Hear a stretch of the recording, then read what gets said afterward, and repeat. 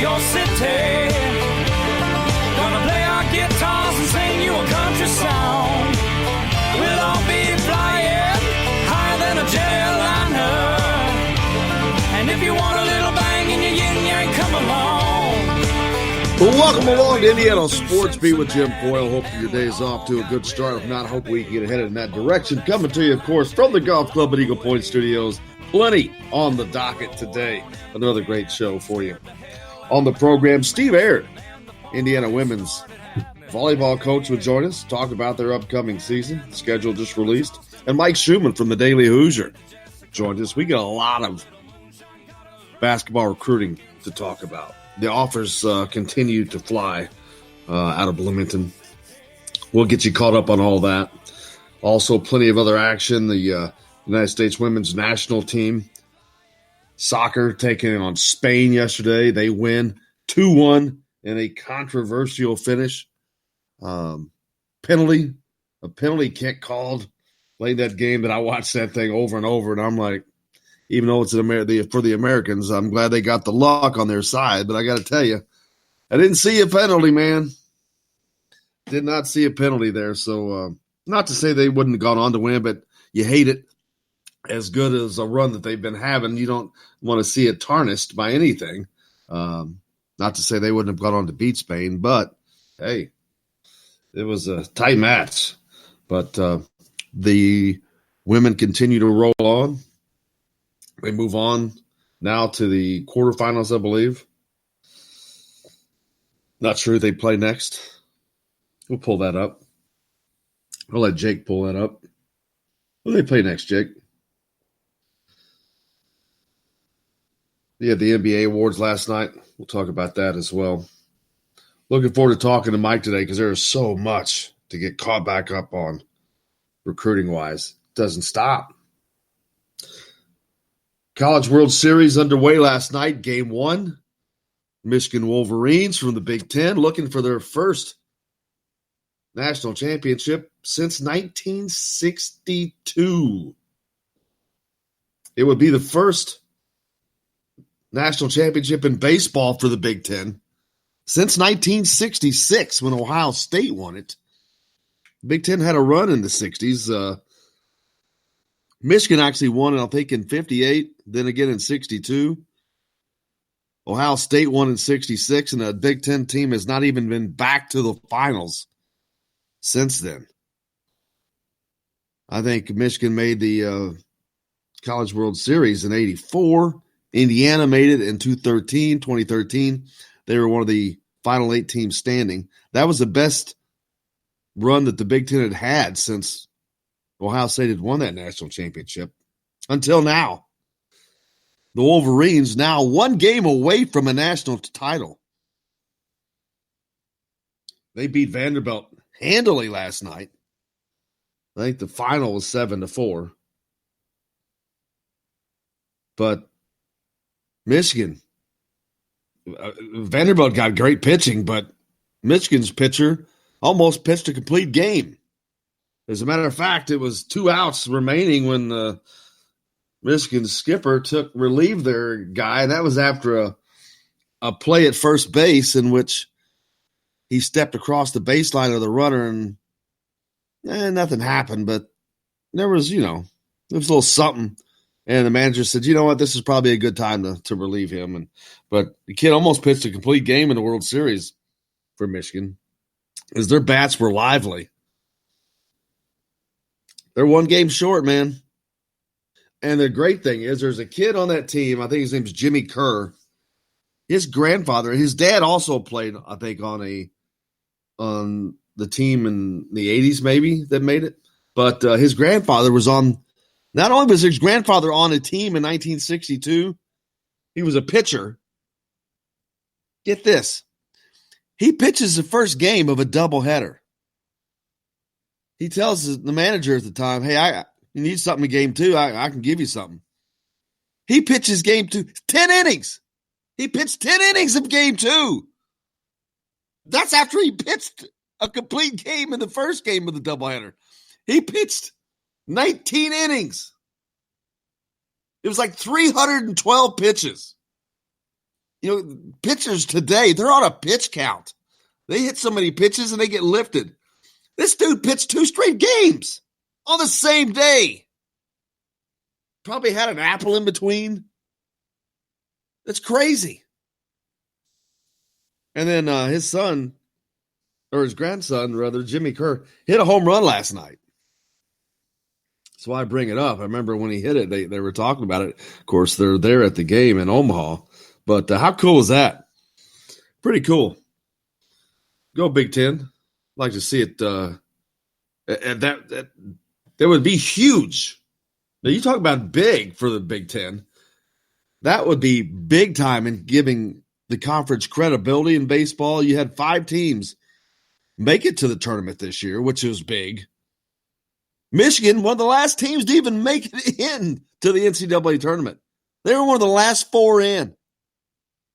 Even though they were runner-up to the Big Ten, to Indiana, they lose the series to Indiana. They lost the series to Nebraska that allowed Indiana to win the Big Ten conference. Then Michigan gets sent out west to probably the roughest place it could have been sent. They had to play number 1 seed, UCLA, of which they win. Unbelievable. They come out of there. Then they go to one of the toughest super regionals. They win there. So there's no backing into anything. Congratulations to them, but it would be huge for Big Ten baseball for Michigan to win. It's big right now for them to make the finals, but to actually win it, I saw someone, it was Pat Forty, great post on Twitter, posts that Michigan is 1 game away from confirming the realities of global warming. Everybody seemed to get, there was one person who didn't get it. And they wrote out and responded, I don't get it, which they kind of kept that to myself. But what it's referring to is that cold weather schools don't win baseball titles. These are all I call it the Sun Belt. That's who wins the Sun Belt teams. You go back and look through history. It's teams in the South, Southwest, along the coast, warm weather states. Louisville had been, of late, one of the further northern teams to have continued success. Indiana has been the team out of the Midwest here of late, having made 6 of 7 NCAA tournaments. Louisville having a lot better success. I think they've been to 5 out of the last 7 College World Series. Vanderbilt's success, I noticed, has come in recent years. This is their 3rd finals in like 5 years. They've got 1 title in their under their belt. But the SEC, part of that Sun Belt that I talk about. Now you talk about some jawing. There was jawing going on last night. Then I was watching a Major League game. I think it was Detroit, Cleveland, I forget. But, man, you talk about some serious jawing going on between the catcher and I think there was a home run. And before he hits a home run, before he leaves the box, he said something to the catcher. And then they come back and there's a fracas. Dude, it's just – it cracks me up. It's all this – it seems like all this is just coming up lately. No, it goes on all the time. And I'm referring back to that Luke Smith kid from Louisville. Kind of got some flack, but, man, everybody had his back. If you follow along and don't just look at the replay of what he did, look at the responses. Most people had his back. Apparently he's a good kid, and so, but very entertaining. Lots of stuff going on. Tim hit us up on the text line. I saw the Celtics roster with Romeo and other 3 draft picks already on it with no jersey number assigned yet. I wonder if Romeo's trying to get his favorite number 22 or backup number 1. They're both available. Yeah, I was wondering what number he would end up picking. If 22 is available, I would be surprised if he doesn't go back to that. I know 00 is not available. That's the Chief, Robert Parrish, from the days of championships with McHale and Bird. I don't know if 0 is available, the number he wore at Indiana. It'd be interesting to see. I know a lot of people ordering those jerseys. They certainly want to see about them. Lots of offers flying on the IU basketball circuit. We'll talk about that with Mike Schumann today. Man, we'll try to get caught up. There's a ton. Lily King was out in Los Angeles to receive another award. Shocker.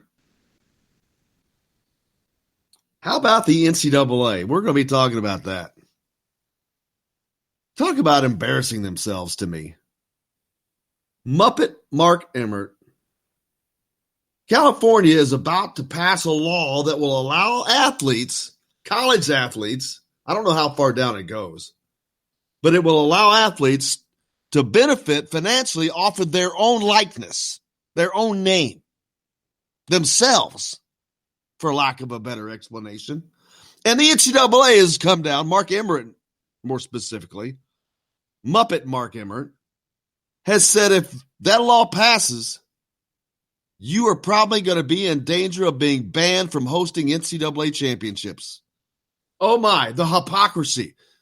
The NCAA says, oh my, California, what is wrong with you? You can't allow these kids to profit off of their own likeness? How ignorant.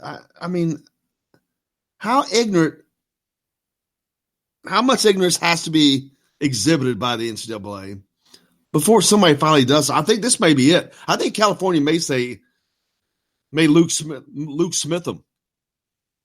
Give them a couple Luke Smiths. It's ridiculous. But I'm pretty sure California's not going to back down. Not from Muppet Mark Emmert.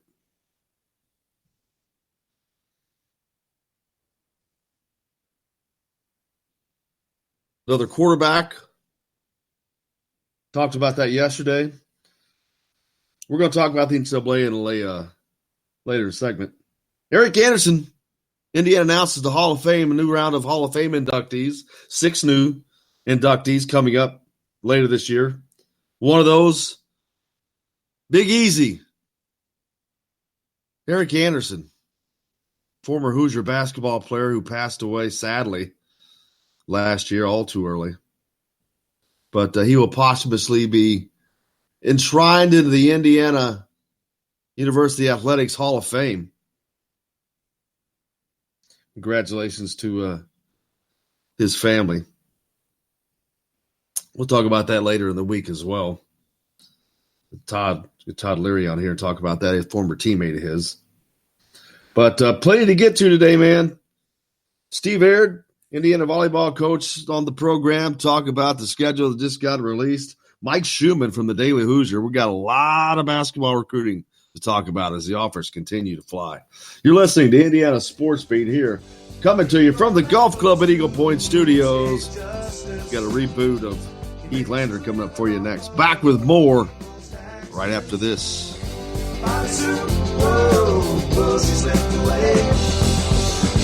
Billy Joe caught up to her the very next day. They got the money, hey, you know they got away. They headed down south and they're still running today.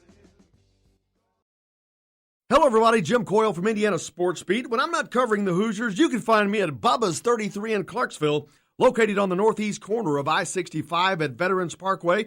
Bubba's 33 has hand-tossed pizzas, bold burgers, and ice-cold beer from a select list of local craft brewers.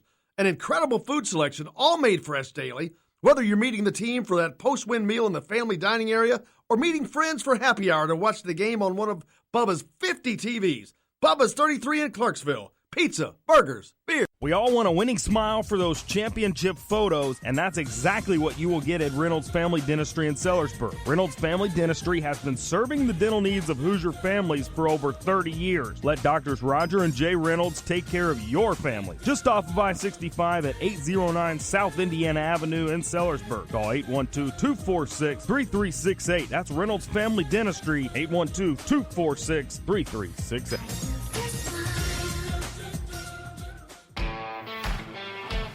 Now that warm weather has arrived, it's time to hit the links, and there's no better place than the golf club at Eagle Point in Bloomington. Voted best golf course by the readers of the Bloomington Herald-Times, the golf club at Eagle Point is under new ownership, has new fairways and bunkers, and it's open to the public. When the round's over, there's cold beer and a full menu at the Eagle Point Pub and Bistro. Call 812-824-1100 to make a tee time. That's 812-824-1100. The golf club at Eagle Point in Bloomington. This is A.J. Moye. This is Dan Dockett. Hey, this is Michael Lewis, former Indiana basketball player. This is Indiana football coach Tom Allen. This is Jim Coyle with the Indiana Sports Beat. You can always like and follow us on Facebook. Always follow the show rebroadcast on iTunes, Google Play, iHeartRadio, Spotify. TheDailyHoosier.com is a great place to sign up for each and every day, or, of course, on 97.7 The Ref in Evansville. For the best recycling and waste removal service, turn to the area's leader, Sweetland Waste Removal and Recycling, a homegrown company serving southern Indiana since 1995. Sweetland Waste Removal and Recycling serves Floyd, Clark, Harrison, and Washington counties. For excellent service and peace of mind, call Sweetland Waste Removal and Recycling today at 812-944-5642. That's 812-944-5642. Keep life sweet with Sweetland Waste Removal and Recycling. All across the country, people are coming together to speed up what we can learn about health. The All of Us Research Program is calling on 1 million people to join us as we try to change the future of health. For your family, for future generations, for all of us.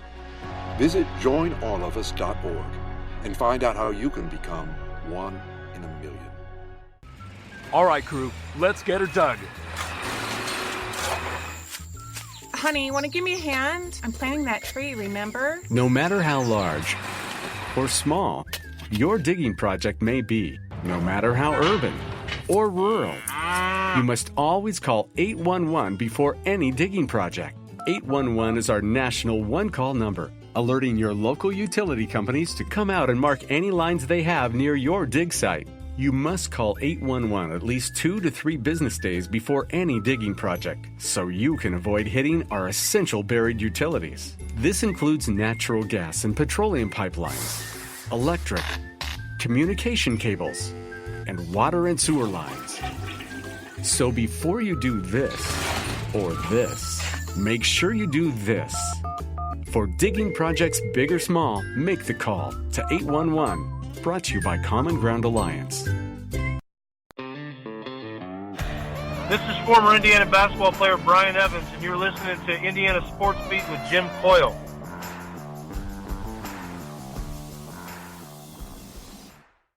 Today's guest is brought to you by Bubba's 33 in Clarksville, with hand-tossed pizzas, bold burgers, and ice-cold beer. Pizza, burgers, beer. Bubba's 33 in Clarksville.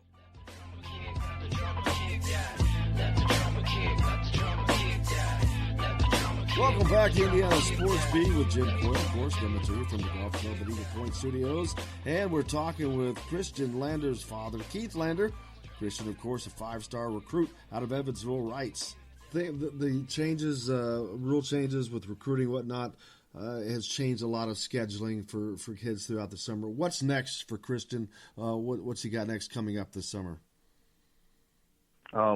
Really, right now, he's actually in, St. Louis right now, where the Nike Top 100 camp is starting tomorrow, or it starts maybe today. I'm not sure. I think it's today. He went up with his mother. I had to stay behind, so they went to St. Louis. They got checked in.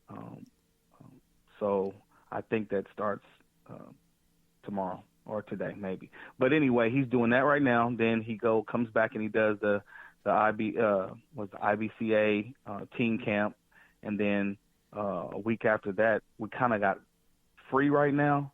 and that, I'm saying that right now because things are trying to kind of change when schools are trying to, schedule visits. But as of right now, we have nothing for that week in between, and then we go start the gauntlet right back up in July, first part of July down in Alabama. So that July month, I think we have 3 tournaments. I think we got one in Alabama, California, and I want to say the Vegas one is still on, but I'm not quite sure about that because of the new camp for the camp thing for the high school now. Instead of having that like Peach Jam deal and for Nike, and then us having our finale tournament with Adidas out in Vegas. I'm not sure that's going to happen this year with Adidas because of that camp that the NCAA is doing now. So right now we don't have anything as far as school visits on the actual calendar, but we've definitely been talking about trying to get some things lined up following the summer tournaments, or maybe right before, so it gets started back up in July. So like I said, that week we got free, might not be free in a couple weeks. So we're just kind of playing it by ear and trying to make sure that, like I said earlier in the interview, basically we're not doing too much, allowing him to, be a kid and hang out with his friends and do some things for the summer a little bit when he has time. So it's obviously a tough balance, but you got to make hay when the sun's shining, and he has to do all the things that he has to do to try to reach the dreams that he's trying to reach. And I'm not sure that people realize the time and effort it takes. Any parent that has a kid that's in athletics, they know. And it doesn't matter if it's Little League or what level it is. It's amazing. It's almost doesn't matter literally what level you're talking about. The time constraints and pressures on the kids and the parents is amazing. Oh, absolutely. We've been doing this for a while now. As far as this basketball is concerned, my little girl, she's a dancer, and her stuff is kind of like, in a close amount of time where all her dance competitions are kind of, back to back to back, and then she's done, right? And we were there in Ben Davis this weekend, and she was talking about Christian understanding how much time she spent in a basketball gym over the course of her life because of, so many tournaments, so many different travel teams and stuff like that he's been doing since he's been, 4th and 5th grade up until now. And it's just amazing how much time and how much effort it takes to, be involved in all of this stuff. But like I said, if I didn't think it was worth it, we wouldn't do it. If I didn't see him putting in the work, honestly, if he wasn't wanting it as much as, we want it for him, then we wouldn't do it. And we've actually had that discussion when he was younger. It got to be where it was a lot of time consuming, a lot of money, a lot of travel and stuff. And we just had to sit down and understand, hey, is this was something that you want to do? And if it is, then we need to start being serious about it. And if that's the case that you're serious about it, then we're behind you 100%. But if it's not something that you're, really serious about, let's have, some discussions about doing something different. Because all of this travel is a lot, and all this, like you said, all the time that you take, I have a job that I travel with, so at the same time, we got to be able to fit all of this stuff in with, with my job and things that, my daughter has going on. So it's a lot. That's all I can say. It's a lot, but it's been worth it so far. So we'll continue. That's for sure. Yeah, most parents say they'll do anything they can for their kids. Obviously, you and your family are doing exactly that as well, like most others do. When you look at the recruiting aspect, and the teams are trying to separate themselves, they're all trying to court Christian. They're trying to court you guys, the families as well. What separates a school in your guys' eyes? What you're looking for? What are some of the things that makes them stand out from another? I'll have to say, like my wife, basically, it's real easy. Just stay relevant in Christian's, life. I mean, if you're really serious about the kid, then let's build a relationship. Don't call and then, offer scholarships and, then you're not really hearing from them. You got some of these schools that are, that actually done that and doing that. And then you got some of these schools that are, seeing how he's doing, seeing how the family's doing and just staying relevant, actually building that relationship, getting to know each other. I maybe had mentioned, a time or two before, but that's really the goal, is to build these relationships, because as you see, things are changing from year to year. Just like with the Michigan situation, we were getting, just kind of getting into the recruitment, at Michigan, and now, Juwan Howard has that job, and Beilein's off to the pros in Cleveland. So, things change from year to year. People are in different places, and really what the important thing is to do is to build those relationships. So it really doesn't matter where that person is, other than going, that coach going to a pro team or whatever, but going to a different school. If you have that relationship already built, that'll be an easy transition to maybe having to go to a different institution, because you've already got that relationship portion, knocked out, which is key to us anyway. Someone that we can feel comfortable saying, "Hey, Christian, here you go for potentially 4 years." Someone who's gonna, is gonna have his back, and someone he can be able to talk to when, if ever he has, trouble, not always calling home to mom and dad, and just somebody who's gonna be, genuine and has Christian's best interest, in mind when he goes to that institution. So that's really the main thing, building those relationships. Has Michigan maintained the same communication they'd had before when Beilein left? Yeah, actually, right after that whole deal happened, Michigan reached out and wanted to make sure that all the information was still good to go that we had or whatever. So right after that transition and June 15th happened, it was immediate. They asked for, basically Christian's information so they can talk to him also directly now that, the June 15th date had happened. So, they stayed in contact. So maybe it's not starting all over again with those guys. I want to say one of the coaches or a few of those coaches maybe have stayed on staff. So we kind of are able to maybe not have to start all over with that recruitment, but, kind of just go from, meeting the new guys if that comes about. Has Christian talked to Juwan Howard? Oh, he hasn't talked to Juwan Howard directly. That would probably be amazing to him, being that, as a kid, that was, I think I mentioned that one also before. That's how he came to, like the University of Michigan is the fact that, that Fab Five documentary when it first came out when he was younger, that made him, gravitate towards Michigan when he was a younger guy. And if he was able to talk to Juwan Howard, that'd probably be, something that would be amazing for him.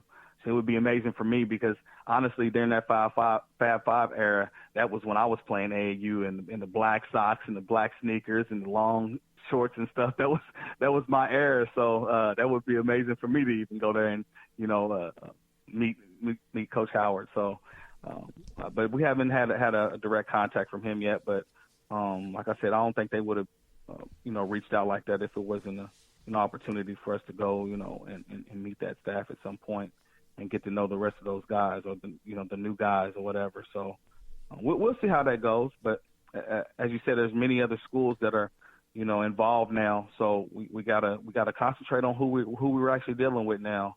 And like I said, that would be a great thing for it to happen. But you can't get caught up in that kind of stuff. You got to make sure that we're paying attention to all the important things of trying to get a good fit for Christian and potentially, like I said before, him being there for 4 years. So we got to kind of sometimes got to take a step back from that kind of that starstruck mentality sometime and get to thinking about the things that are important as far as for Christian and what's going to happen for him, potentially going to school and being potentially there for 4 years.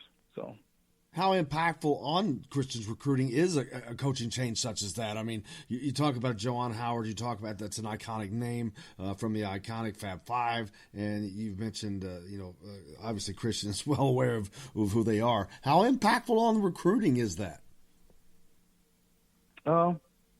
It remains to honestly be seen.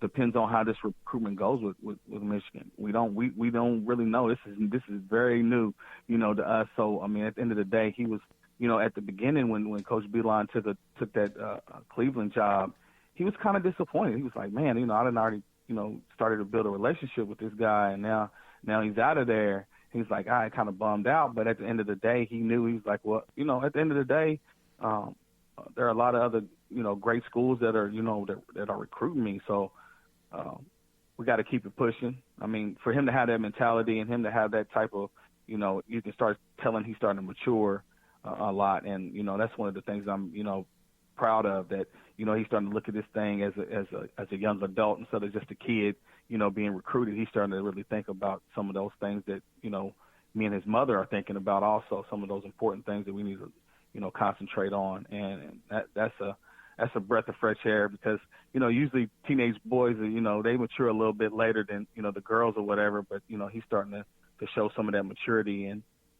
thinking about, the real situation and what's in front of him and paying attention to those things and not really worrying about the things that we can't, really control right now. So that definitely it probably going to be a factor. I would think it would be, just me thinking that, but at the end of the day, it hasn't happened. So we really can't focus on that too much right now.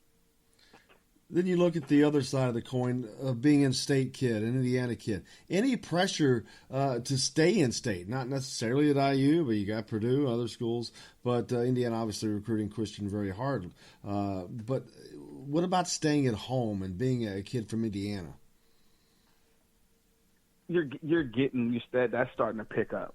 Honestly, it's starting to pick up with a lot of people and a lot of fans and people stay at home and help to build the programs in state or whatever. But I'm just gonna just be honest with you. It's got to be a good fit. That's what it's all about. It's got to be a good fit for Christian. It's got to be a situation where, like I said, he's got to want to be there and potentially be there for 2 to 4 years. And at the end of the day, that's going to be involving coaching staff, who they're recruiting, who's already there, what the school has to offer academically, all those those few things just to off the top of my head that we'll have to look at and make sure that that's something that moving forward is a good position for Christian to go there, maybe to maybe play right away or maybe to learn from somebody. You just got to look at those things on 2 years from now. Does he need to sit a year, or does he need to have somebody in front of him that maybe can show him the rope, or is he ready to hit the ground running? You just can't predict that, but I mean, the way things looking right now, he looks like he's going to be a guy who's going to be ready to play, right off the bat. So that's going to be, a factor into deciding, what school he goes to, seeing who's already on the roster, seeing what kind of moves they're trying to make, who else is being recruited in the same position, those types of things that you're going to have to look at. So we got a lot cut out for us, but at the end of the day, it's going to be worth it. And it might be a headache right now in some situations, but like I said, it's going to pay off for him, and that's what we're really just trying to do. See what choose the best things that are right for for him. So we just had the NBA draft, and it's gotten so young in the last several years. You see so many of these freshmen. We just saw Romeo Langford go as a freshman, as a lottery pick, and how do you not? And as a parent, how do you weigh that the fact that could Romeo have used another year or two in college? Personally, of course, any person could have, but then you have to look at the other side, the business side of it and all that. How do you weigh all that stuff as a parent? I know you haven't gotten there yet, but that's a situation that's probably coming for you guys. How do you go about that and getting to that point? Well, I've always been a sports guy, talking about football and basketball mostly, like I said before, but I've had this discussion with many people, and honestly, at the end of the day, I would say in most cases, kids can leave these institutions early, and they're guaranteed that they got a scholarship if it doesn't work out. When you come back, you got a scholarship, to finish out your school. So I've always been a firm believer, honestly, is that if that situation, came up that he could leave school early or whatever, and go pro. Honestly, I would say, hey man, just go ahead and go pro. Like you might only have this one opportunity to do that, and for you to do something that you dream of doing, go for it. Like let's go ahead and see what comes with it. I mean, definitely you got to get educated. You definitely got to get all the right information about what are you projected going in the draft, and understand all that type of thing that's going on. And that new rule is pretty awesome too, that, you can kind of test the waters a little bit now. I think it's maybe 2 years old now, maybe a little bit more, but you can test the waters now a little bit and be able to even come back to school if you're not quite, getting what the things that you want to hear, from the pros and the GMs and stuff, with their feedback about, what level you're at right now or whatever. There's a few guys that have benefited from that and gone back to school and gotten better and ended up, being, first round picks and stuff like that. So, like I said, we'll have to gather all that information and be able to understand what level Christian's at that time and try to make the best decision like we've been doing so far, making the best decisions for him and making sure that he's able to do the things that, he's out here working hard to do and putting him in a position to achieve those things. Keith, I can't thank you enough, man. I appreciate you as always. It's always a great conversation. I always look forward to it, and I look forward to doing it again soon, checking in with you over the summer. Yeah, I appreciate the time, man. We can chop it up anytime you need to, man. I can do this all day. Appreciate it. You do it well. Keith Lander, father of Christian Lander, 5-star recruit from Evansville, writes, we'll look forward to talking some high school hoops next time, maybe a lot. But Keith, again, thank you very much. We're going to be back. We're going to take a quick break. We'll be back with more on Indiana Sports Beat from the Golf Club at Eagle Point Studios right after this.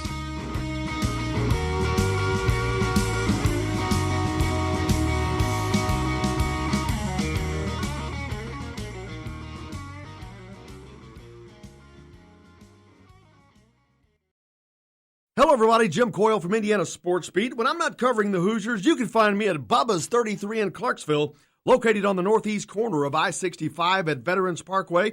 Bubba's 33 has hand-tossed pizzas, bold burgers, and ice-cold beer from a select list of local craft brewers.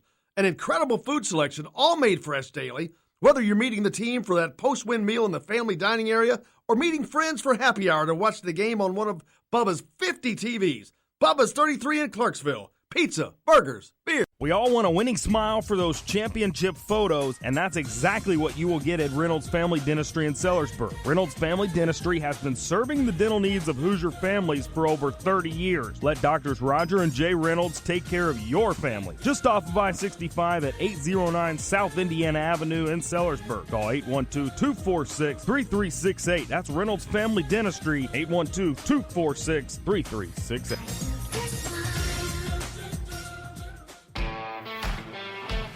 Now that warm weather has arrived, it's time to hit the links, and there's no better place than the Golf Club at Eagle Point in Bloomington.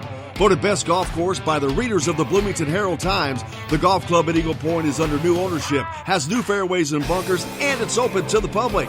When the round's over, there's cold beer and a full menu at the Eagle Point Pub and Bistro. Call 812-824-1100 to make a tee time. That's 812-824-1100.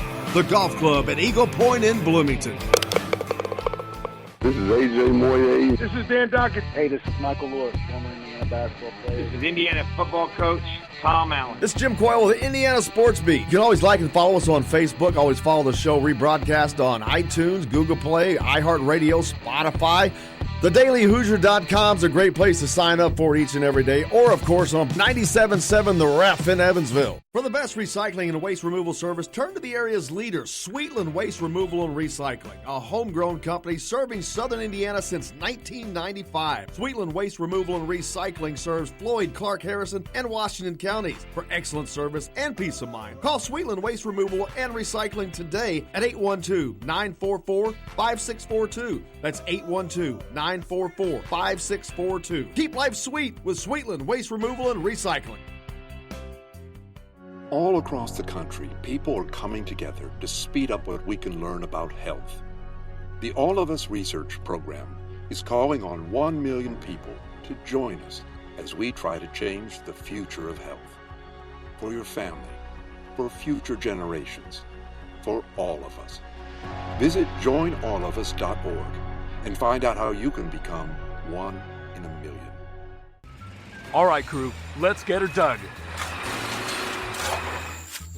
Honey, want to give me a hand? I'm planting that tree, remember? No matter how large or small your digging project may be, no matter how urban or rural.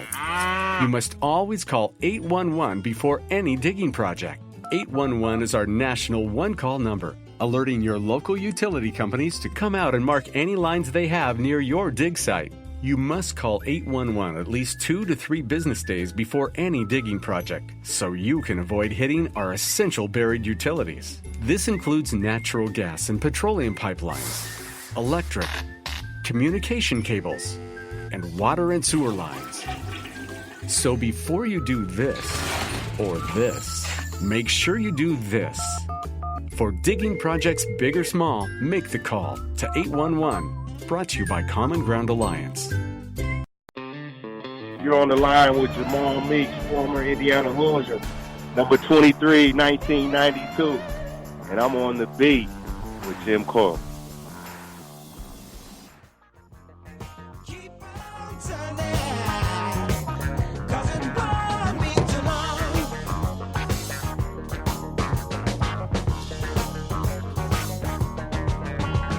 Welcome back to Indiana Sports Beat, of course, coming to you from the Golf Club at Eagle Point Studios. Steve Aird from Indiana Volleyball Program will be with us today. Also, Mike Schumann from the Daily Hoosier. We got a lot to talk about IU basketball recruiting-wise with Mike. The offers continue to flow. A couple more offers in the last few days. Jalen Bridges, a 5-star 6'7" wing. Got Max Christie, Bryce Hopkins. All 6'6", 6'7", or 6'8". Right in that same area. Romeo Langford, of course, a member of the Boston Celtics now. Last night, the NBA awards handed out. Larry Bird, this cracks me up, a Lifetime Achievement Award. Usually those go to, they give those to people who has been good in something in the movie industry usually, but they just didn't win the big one. They didn't win the Oscar. Larry Bird was a player of the year multi-times. He won NBA championships. He was the MVP. And when he wasn't the MVP, he was runner-up to the MVP. Lifetime Achievement Award. I'm not sure what that was about. Him and Magic. Maybe that was for his work as an executive with the Pacers. It might have been. Because very well, because the little bit I heard him talk, he was talking about it in that regard. So you may be right. I just caught the last half of that, and he was talking about Herb Simon kept coming at him to be the coach. Hey, we want you to coach. He's like, nah. But he did. Thank goodness. Great run. That was a fun time, man. Him and Reggie. Woo! Larry Bird on the sideline. Come on. How cool was that? How cool would it have been to see him win a championship? That would have been cool. They got close until they very close. Until they ran into that stacked Lakers squad.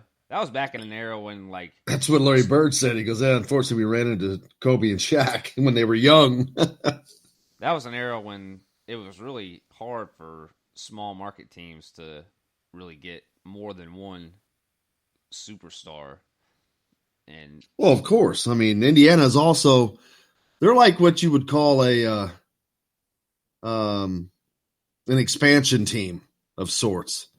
They weren't really because they were a franchise that's already in existence in the ABA, but they were not an NBA team, and they were folded into the ABA in the late 70s. But and it took them a while to really. That was the first time they'd really ever done anything in the NBA, wasn't it? I mean, to that level. I think so. I mean, up until that point, I don't know if they ever made the finals before that or anything. So, well, not in the NBA. In the ABA, they did. They were ABA champions. Yeah, they were pretty dominant in the ABA, weren't they? Yeah, they won. They won titles, man. George McGinnis. Then, of course, you got Pacers history with boom, baby. That's all you got to say. Mentioned earlier, Eric Anderson to the Hall of Fame for Indiana. Congratulations to his family. Posthumously, unfortunately, of course. Eric passed away last season. How about the 3-on-3 basketball? Man, this thing, you talk about picking up steam. It's now going to be a sport at the Olympics. The next Olympics in Tokyo. And the U.S. men's 3-on-3 team took his first step in winning his first gold medal Sunday in Amsterdam. Team USA won his first FIBA 3x3 World Cup Championship. They defeated Latvia 18-14, captured a gold medal, finished off a perfect week. They won all 7 games.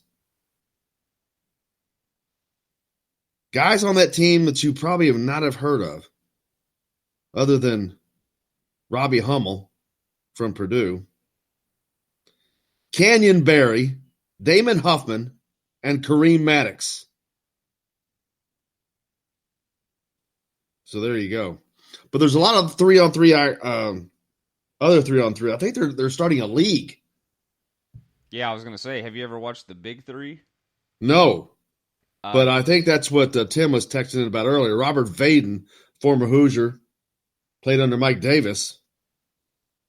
Apparently on the 3x3 team. Yeah, that was in Indianapolis this weekend. It's actually Ice Cube's league. It's right. It's a bunch of old NBA players, and they just go out and play 3-on-3, play half court. It's pretty cool. Yeah, it's definitely gained in popularity, man. The Big Three. We'll talk about that. Amari Stoudemire, he's got a team. A lot of the coaches, man. You talk about some big name coaches. I remember seeing. I can't remember who they were right now, but there were some. Dr. J was one of the coaches. Crazy. I forget who else, some of the other guys, but man, we'll have to go through that list to see who all is on those teams. Names like Ghost Ballers, Ball Hogs. Yeah, the names. But Robert Vaden. What's that? I said the names aren't great. No, the names are not good. The names look like they let the players come up with them. Greg Oden plays. The league expanded from 8 to 12 teams for this season, with a plethora of NBA stars that joined this year. Gilbert Arenas, Greg Oden, Lamar Odom, Kendrick Perkins, Joe Smith is already there. How about that? Those are some names, man. Big Joe Johnson. I just looked on the website looking for the coaches, and Charles Oakley is one of the coaches, and apparently he decided he's going to play the final regular season game. Love it. Suit up. It's like, what's the movie, football movie? Burt Reynolds. Longest Yard? Longest Yard, when the old coach comes in for that one play. Hopefully he has a little more success.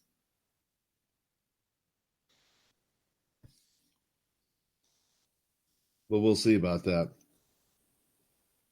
Lily King was out in Los Angeles being recognized as just being the baddest swimmer on the planet.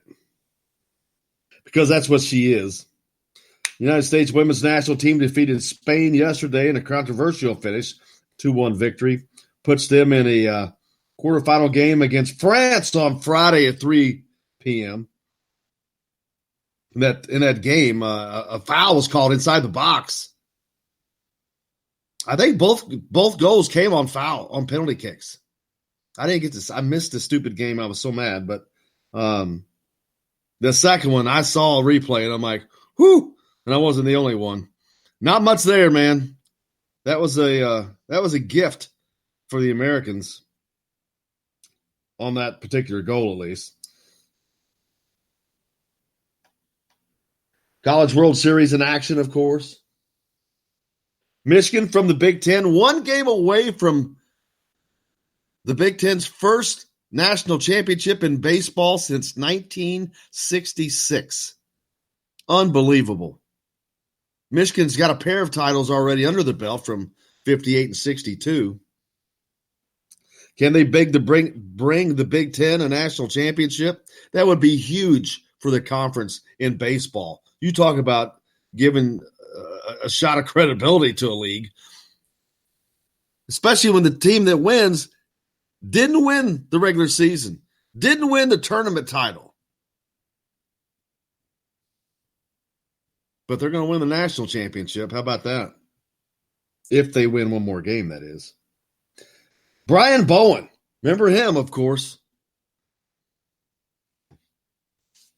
Louisville wished that they never met him. Rick Pitino wishes he never heard his name, probably. He's a member of the Pacers now after playing a year in Australia.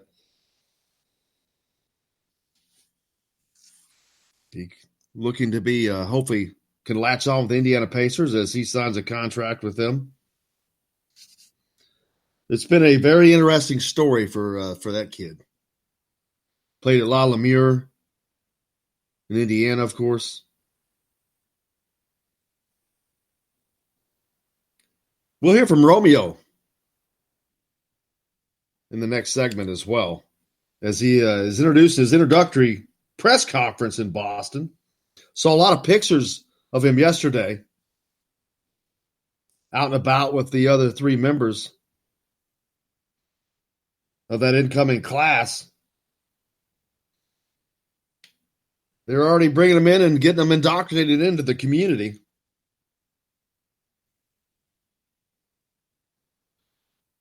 But it looks like that's going to be I'm telling you, I was talking about this last night. It could not be a better situation for Romeo than to have gone to Boston. Great basketball city for that team, at least. But more importantly, a coach that I think that will probably be the best thing that could have happened to him. Personally, I just think that Brad Stevens has shown he just works magic. And what a great situation for Romeo. Congratulations to him, and I hope it all works out as well as possible. We were talking about what numbers may he possibly grab. 22, Jake says, is retired. So no 22 for Romeo in Boston. What numbers did you say were retired? 1 through what? Retired numbers are 1, 2, 3, 6, 10, 14, 15, 16, 17, 18, 19, 21, 22, 23, 24, 25, 31, 32, 33, 35, and 00. And 34.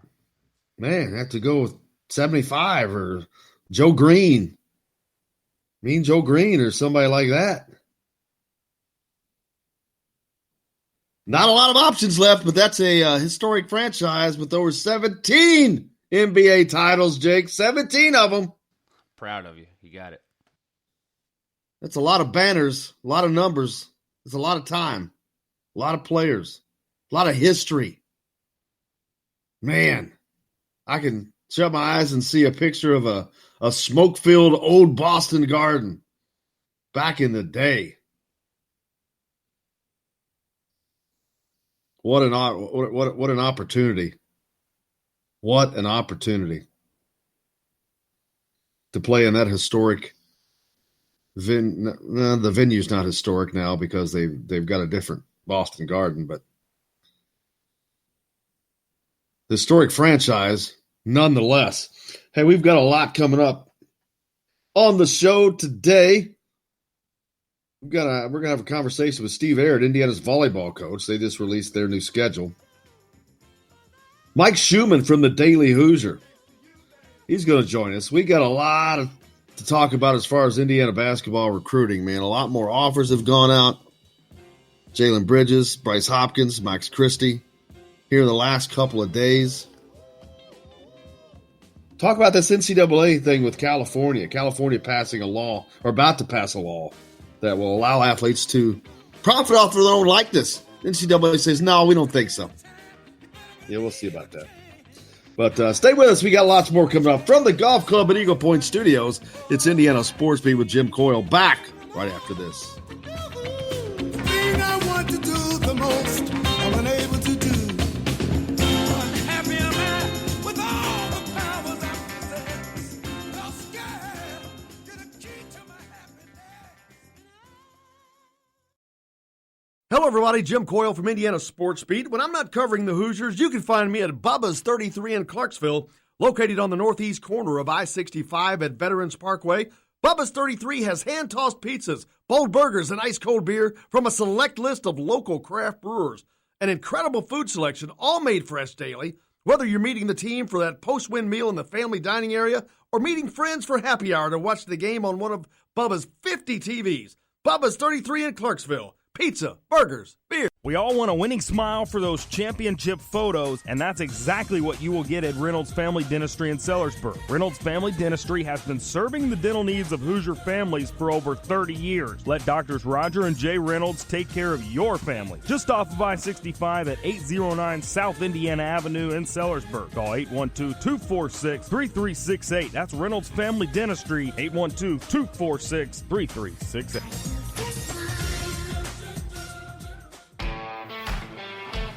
Now that warm weather has arrived, it's time to hit the links, and there's no better place than the Golf Club at Eagle Point in Bloomington. Voted best golf course by the readers of the Bloomington Herald-Times, the Golf Club at Eagle Point is under new ownership, has new fairways and bunkers, and it's open to the public. When the round's over, there's cold beer and a full menu at the Eagle Point Pub and Bistro.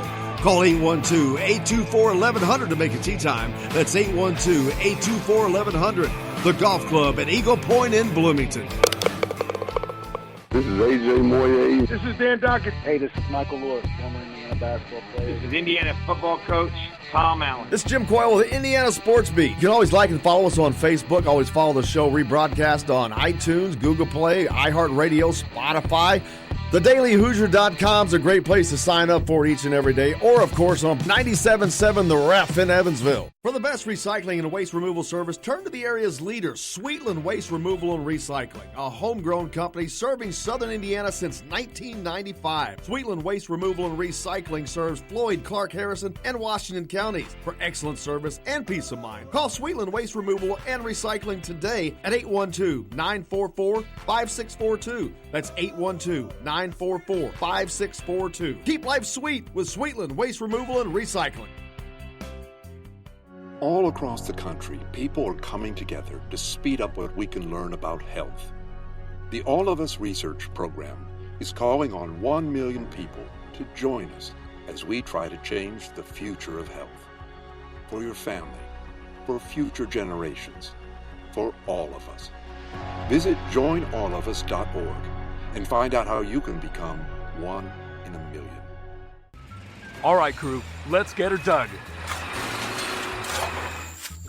Honey, want to give me a hand? I'm planting that tree, remember? No matter how large or small your digging project may be, no matter how urban or rural, you must always call 811 before any digging project. 811 is our national one-call number, alerting your local utility companies to come out and mark any lines they have near your dig site. You must call 811 at least 2 to 3 business days before any digging project, so you can avoid hitting our essential buried utilities. This includes natural gas and petroleum pipelines, electric, communication cables, and water and sewer lines. So before you do this or this, make sure you do this. For digging projects big or small, make the call to 811. Brought to you by Common Ground Alliance. Hey, it's Michael Lewis, former Indiana University player and current UCLA assistant basketball coach, and you're listening to Indiana Sports Beat. This hour is brought to you by Sweetland Waste and Removal Service, a homegrown company serving southern Indiana since 1995.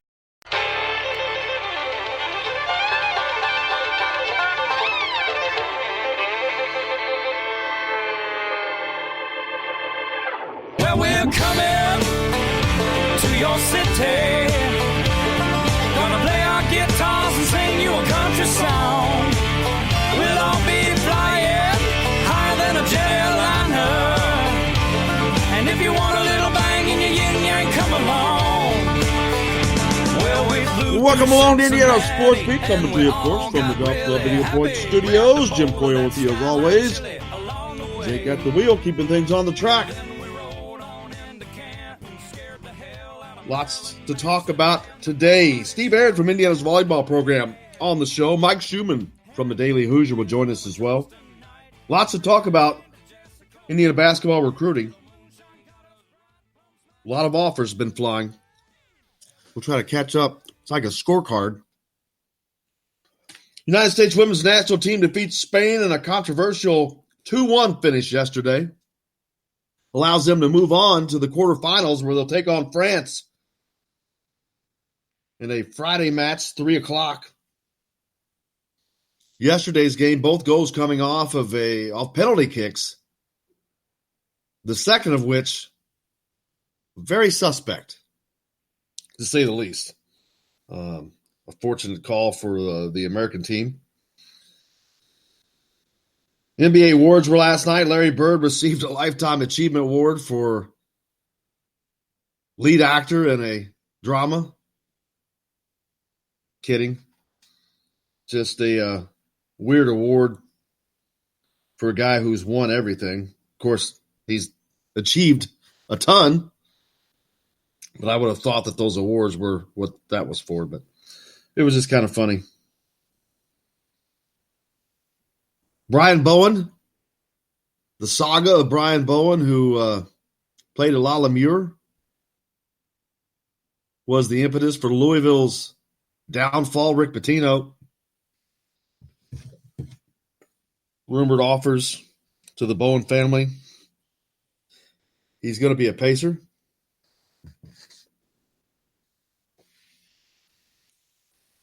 Lily King, baddest swimmer on the planet, was in Los Angeles receiving an award for being the baddest swimmer on the planet. Eric Anderson, IU Hoosier great, played in the early 90s. Some of the greatest teams in Indiana history right there. Going into the Hall of Fame, one of 6 inductees. You've got the NCAA challenging the state of California. California is about to pass a law that will allow athletes to profit off of their own likeness. That means their own picture, their own name. But the NCAA says, no, I don't think so.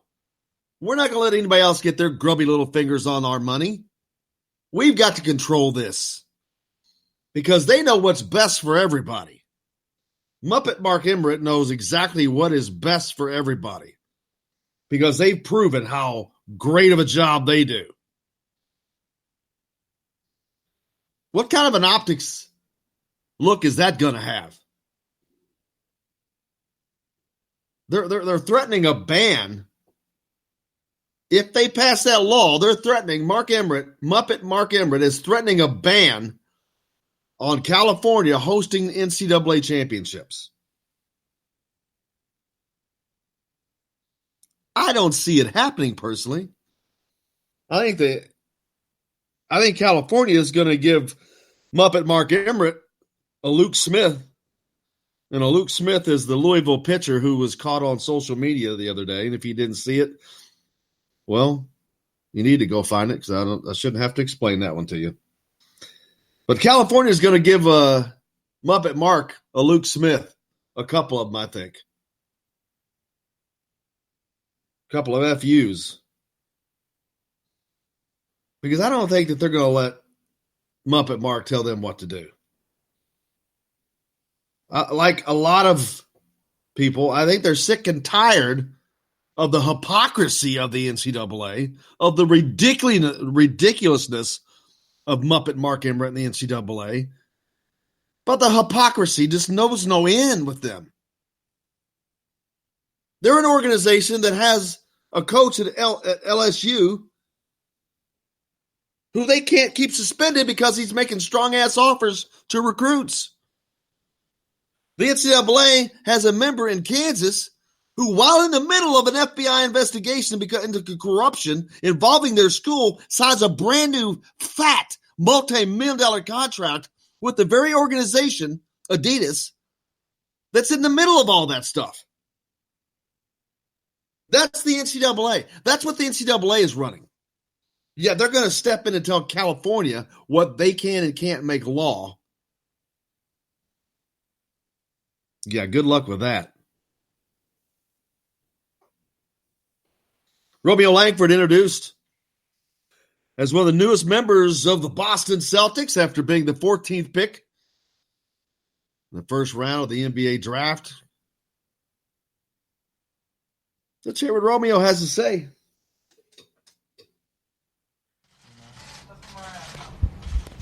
Welcome to Boston, Romeo. Given the injuries you suffered last year, how much do you feel like you were able to show the player you really are in your year at Indiana? I felt like I was able to show some things that I'm capable of doing, but I also feel like there's also many other things that I feel like I'm good at that that wasn't able to showcase as well and at times during Indiana. But I'm just glad to be a Celtic right now. Did you guys give kind of scouting reports on each other and what your reaction was when each other got drafted? Carson, just don't let him touch the ball. He can, when he gets the ball, I just feel like he's a threat in multiple ways, not just scoring, but passing. And I also had the opportunity to play with him before on the USA team when we went to Egypt, so I know how great of a teammate he is. And also back then, he was one of our best defenders, so he's a real great two-way player. So really just don't let him touch the ball. And I was also happy to see that he got drafted to the Celtics, just have another fellow Big Ten player and also a friend of mine. Coach Stevens, one of his strengths is the defensive presence of the team. Have you worked defensively on certain moves to say your game to translate to the next level as well? Okay. I just feel like the size I have at my position and the length I have, I feel like I translate real well, just be able to guard multiple positions, not just being one-dimensional. I can guard a 1, a 2, or a 3, and I feel like that helps with the team a lot, just to be able to play different lineups. Romeo Langford being introduced as one of the newest members of the vaunted Boston Celtics of the NBA. I think that's going to be a great situation for him. Congratulations to Romeo and his family. Summer League coming up. I posted that last night. The NBA Summer League. It's taken on a life of its own in the last couple of years, and I expect that to continue to grow in popularity. Looking forward to it, as a matter of fact. Looking forward to those games coming up. It starts as early as July 6th. Boston takes on the 76ers at 5:30. These games are on ESPN, NBA TV, ESPN2, between those stations. A couple days later, they play Cleveland. The next day, I can't tell who that is. But they have 4 games over 5 days in July. Tournament play is the 12th through the 15th. So, looking forward to that.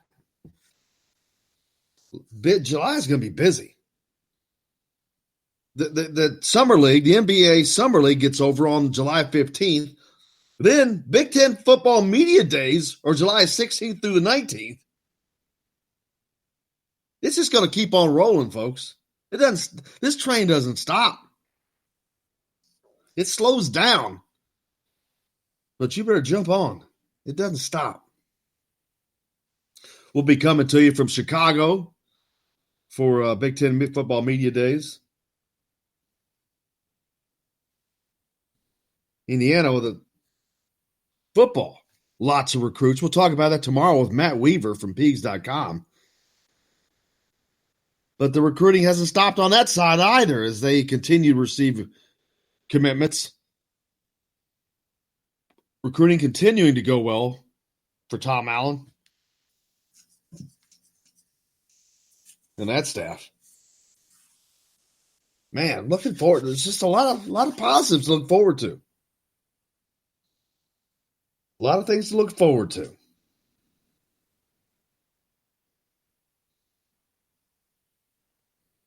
The World Cup continues on Friday. Women take it on France with a 3 p.m. game. Talk about the 3-on-3 tournament that will now become a part of the Olympics. Team USA winning a gold medal as they prepare to move in that direction. That's going to be kind of unique. Look how far basketball. Basketball was not even an Olympic sport, 30 years ago? I mean, it's been it goes back a while. Yeah, it goes from the 70s. The 70s is the earliest I recall. I don't know when they introduced it, to be honest with you, because I remember when USA lost to Russia back in, what was that, like 72? I think it was the 72 Olympics. So it had to be a couple runs before that. So it's actually been around for quite a while. It's surprising that the world has been on that stage for that long. But now there's a 3-on-3 tournament that has spun out of that. Kind of like volleyball and your standard 6-man volleyball being pared down to the 2-on-2 tournaments, which are much more exciting. Which get a lot of love. They get a lot of love. Steve Aird from Indiana Volleyball is on the program today. Mike Schumann from the Daily Hoosier. We got a lot to talk about with Mike. We got a lot of basketball to catch up on. So why don't we head to it? Next up, Steve Aird from Indiana Volleyball. We got to talk about that new schedule just got released, what the summer's got coming up. We're coming back with more from the Golf Club at Eagle Point Studios. Indiana Sports Beat with Jim Coyle back with more right after this.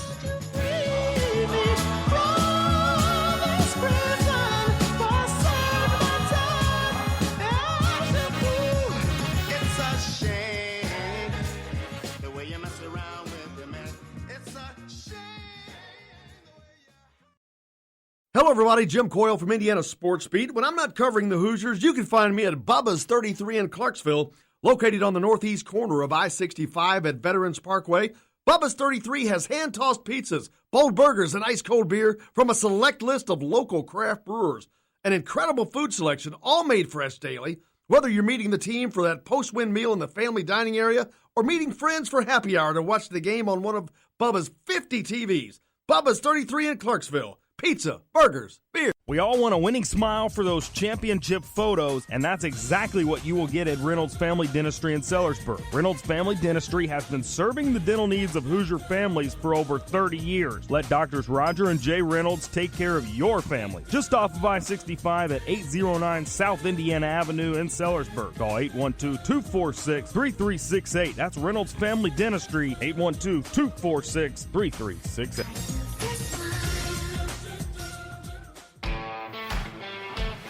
Now that warm weather has arrived, it's time to hit the links, and there's no better place than the Golf Club at Eagle Point in Bloomington. Voted best golf course by the readers of the Bloomington Herald-Times, the Golf Club at Eagle Point is under new ownership, has new fairways and bunkers, and it's open to the public. When the round's over, there's cold beer and a full menu at the Eagle Point Pub and Bistro. Call 812-824-1100 to make a tee time. That's 812-824-1100. the golf club at Eagle Point in Bloomington. This is AJ Moye. This is Dan Dockett. Hey, this is Michael Lord, former Indiana basketball player. This is Indiana football coach Tom Allen. This is Jim Coyle with the Indiana Sports Beat. You can always like and follow us on Facebook. Always follow the show rebroadcast on iTunes, Google Play, iHeartRadio, Spotify.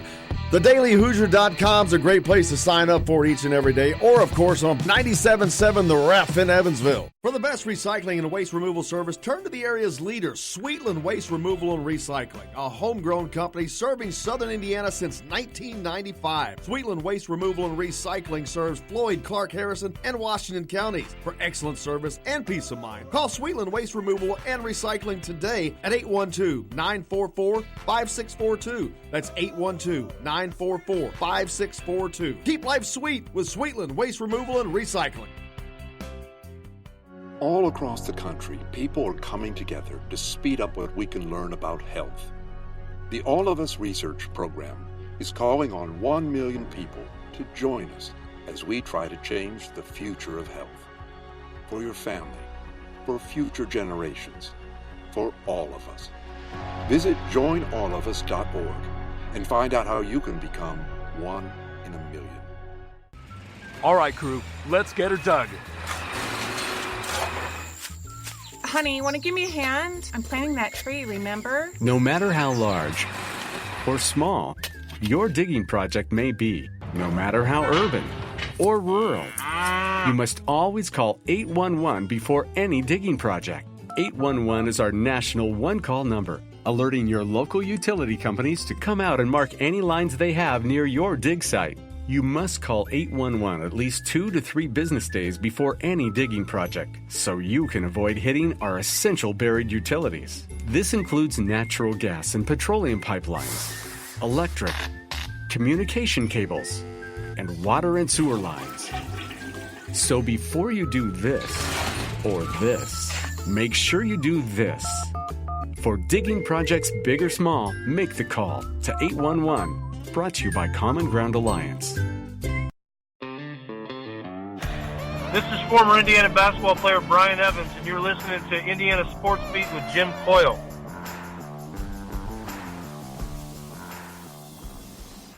Today's guest is brought to you by Reynolds Family Dentistry of Sellersburg. You need $1 million smile for those championship photos, and that's exactly what you'll get with Reynolds Family Dentistry.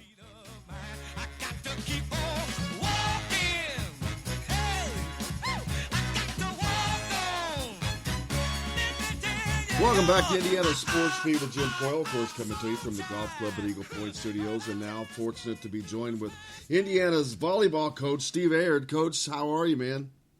I'm well, Jim. Good to hear from you, pal. You too, man. I meant to rename you the rock and roll coach. There's just something about you, just rock and roll just jumps out at me. Well, that's fair. I don't listen to any of it. I'm more of a R&B hip-hop guy, but, you know, much respect to anyone who plays guitar. But because that's when I think of the IU volleyball program after being around it a little bit and being around you, I think of that thing as a rock and roll program. Is that a program that is just ready to rock? Yeah, we're close. I mean, it's been a scramble here for the first year, just trying to get our feet underneath us. You know, I was listening to Archie Miller talk a couple years ago at a press conference, and then after he had his first year underneath him, he said, "Hey, it's just nice to know where the office is and how to get stuff done internally and get my family settled." And I remember at the time thinking, man, that'd be really cool if I could feel that way. And you know, a year and a half into it, that's how I'm starting to feel. And now, of course, when we talked about this before, but you got a new building, which on the skin, it just seems like some skin, but it's more than just that. It's a home. It's something you could build on, and it's a place you guys can use as an advantage. Yeah, the as a training facility, it's incredible. We've got 3 practice courts with Olympic level flooring in it, training room, locker room, conference rooms, everything that the student athlete would need really to get their day going. But the real benefit is the location. You know, we're right beside Assembly Hall. We're right in the middle of the athletic campus, and for students and people in town to be able to come to a match, park, come and hang out for a couple hours, for students to walk from downtown or from where they live, apartments, dorms. I think that's the massive advantage we have going into next season. And Coach, now we're in kind of reaching the summertime. What goes on in the summertime for you? I know there's all kinds of recruiting camps, this, that, and the other thing for you to attend to, but and players as well, new players coming in. But how's your summer go? Yeah, so June is busy. We'll be leaving to go down to Orlando for the AAU championships. We're going to be recruiting there for 6 or 7 days, and the staff kind of splits up and starts tackling different parts of the country. When we get back from that, the Junior Olympic Championships, which is probably the biggest tournament we have each year in terms of watching our incoming players and some of the top kids in the country, that actually this year is going to be in Indianapolis. So that tournament's starting as we speak. It'll go through July 4th, and we'll be back and forth checking out talent, looking at some kids we might want to take a peek at in the future, and then we've got a whole bunch of new players coming in. So we'll have 8 or 9 new bodies coming in. For this season, the recruiting class in 2020, we'll have 5 or 6 kids. We already have kids committed in 2021 and 22. The rules don't let me talk about who and that stuff, but man, we're excited about them. They're great players, better kids, and excited about the future for sure. And then also, usually during the summer, with any kind of a program, sports program, it doesn't matter, it involves camps. And I know you guys do the same as well. What's going on with camps involving IU's volleyball? Yeah, so in July is big. So from about July 7th through the 22nd, 23rd, we have a whole kinds of different camps going on. So we'll have team camps happening where we've got 28 or 30 high school teams coming in to compete and learn. We've got individual camps, some elite stuff, which is smaller. We cap it at maybe 50 or 60 kids in the new building to train. A lot of programs for younger kids, so middle school stuff, trying to get kids to really learn the sport and enjoy the sport in the new building. And then what we'll have is we'll have 3 courts in here in Wilkinson Hall. We'll have 4 courts in Assembly Hall. So it's cool for families to be able to come in and see their kid playing on the floor at Assembly Hall, and it's an easy walk across from the dorms and where they eat. The setup is really as good as anywhere I've ever been. So we're excited about that. It's just IndianaVolleyballTraining.com, and people can go on and sign up and get their kid to camp. From a recruiting aspect, and I know for all sports, the camps are an integral part of the recruiting aspect of getting kids in to see your facilities and see your program and all that. And it's got to be a great tool for you as well, especially in this hotbed of recruiting area that you've talked about. Yeah, what we like about it the most is we actually get our hands on kids. We're able to work with them and put them through trainings and drills. And one of our strengths, I think, as a staff is there's no Jekyll and Hyde here. What you see is what you get. So we're hard on, the camps are hard. We train them hard. It's not a daycare situation. We're putting them through drills, and our team will be in working with them, and they get a really good idea of what it's going to be like if they end up coming to play here. So, we're hard on them, but we love on them hard too, and we train the right way. We want them to play the right way, and the recruiting process for a lot of kids, they'll be spoken to a certain way and treated a certain way, and then when they get on campus, everything flips. For us, we're pretty straightforward the whole way. They know what they're getting into, and I think parents and the players respect that a great deal. With some other sports like football, it's imperative that they get their guys in very early in the summer. They get them in and start doing all kinds of things. I'm not sure if it's as important for volleyball with the camps and the AAU processes like it is. So with the new players that are coming in, do you have to get them indoctrinated as quickly as possible, or is that something that happens later in the fall? That's a great question. So it's kind of a slow roll when kids come in. We've got some kids taking summer school. They come in early. We've got some that are playing with national teams and playing in big tournaments, doing some international stuff. And then what we ask is we try to get them all in place in July. So they're here during the camps. They can work with the young kids. They can get in the weight room with our strength and conditioning coach, Chris Virtue, put in the time, kind of get ready for preseason. We're not allowed to work with them. So basketball actually has a rule where, and football I think might be the same way, where they can train their kids and spend time with them. Volleyball isn't there yet. And so they do a lot of stuff on their own, strength and conditioning stuff on their own. They play open gym stuff on their own. And then everyone will be here early August for preseason camp, and we'll get it rolling. Amazing the differences, but the importance of new players, freshmen specifically, coming into a program and getting them in during the summer as opposed to the fall. A lot of people may not understand. There's so much more that these kids have to get indoctrinated to. You've got school, you talked about the new weight and training programs for all these athletics. There's so much that they have to get involved in. It takes a couple of months to find out where the office is, so to speak. Yeah, no, I mean, that's the most important thing. And we want to, we'll carry 16 or 18 kids on the roster. So the good news about that is you can have more one-on-one time with them when it becomes legal. But a lot of them setting themselves up for success has to happen before preseason starts. I tell the kids all the time, once we get into preseason and the start of the season, you're just tying a knot and holding on because, it's 3.5 months of playing and training and you're balancing school on top of that and trying to stay healthy and strong. So all of the work that you put in the off season really makes or breaks how you'll do during the year. And for young people that haven't been through it, there's a lot of learning that goes on.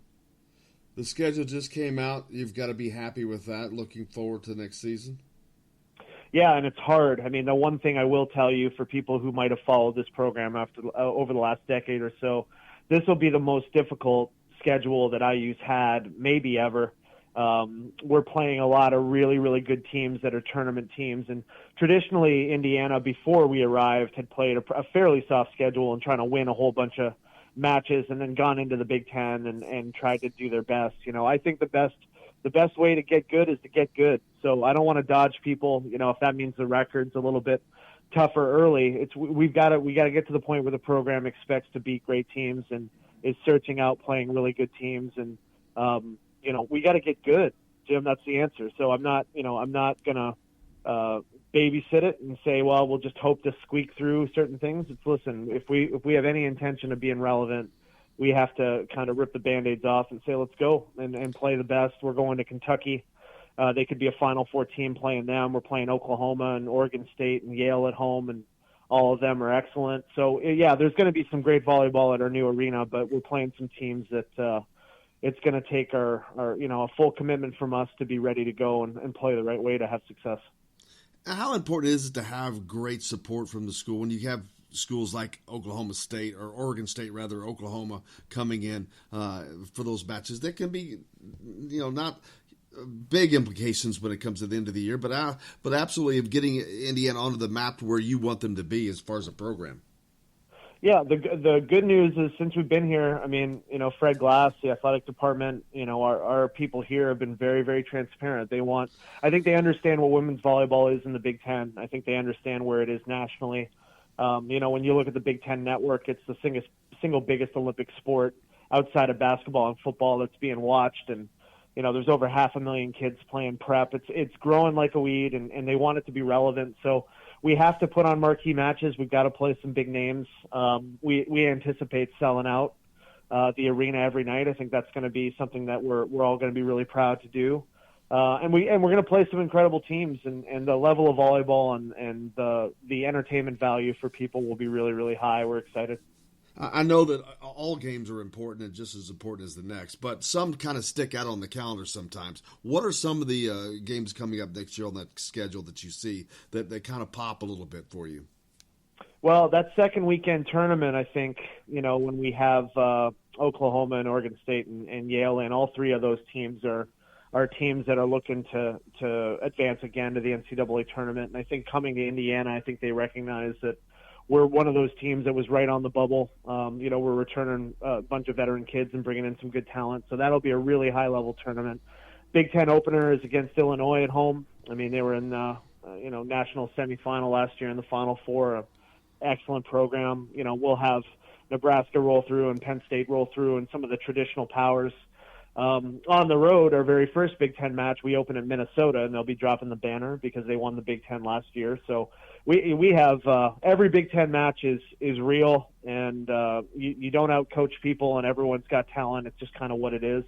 But early in the season, obviously that first weekend tournament will be the first matches that we play in here, and we're anticipating that to be fun. I think our first evening match, that first tournament, is against Marshall, and that'll be a kind of a coronation. We'll have as many people in the building as the fire marshal will let us do it, and the students are going to be crazy. It'll be a blast. You talk about being in Minnesota when they drop the banner. Nobody wants to be in anybody else's homecoming game or be there when they're dropping a banner. But in a way, are you glad your team is going to be there for that, to see what that is like? Because I know that's where you want this program to be. Yeah, and I want to win the match. You know, I'm tired of this thing about, hey, let's maybe try to win a game or feel good. It's those days are over here, man. I want to be not just competitive. I want to find ways to win.